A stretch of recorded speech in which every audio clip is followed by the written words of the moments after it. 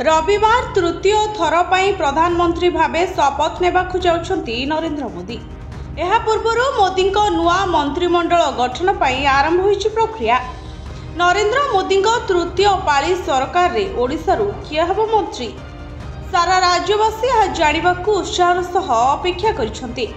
तेबे आसंता काली संध्या 7:15 रे मोदी शपथ ग्रहण उत्सव रहिछि। मोदी कैबिनेट रे काहाकु स्थान मिलिबो से नै प्रधानमंत्री दलर वरिष्ठ नेता मानक सहित आलोचना करिसंती।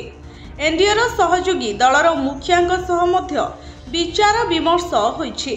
मात्र ओडिशारु किए ताकु नै नाना आलोचना करा जाउछि।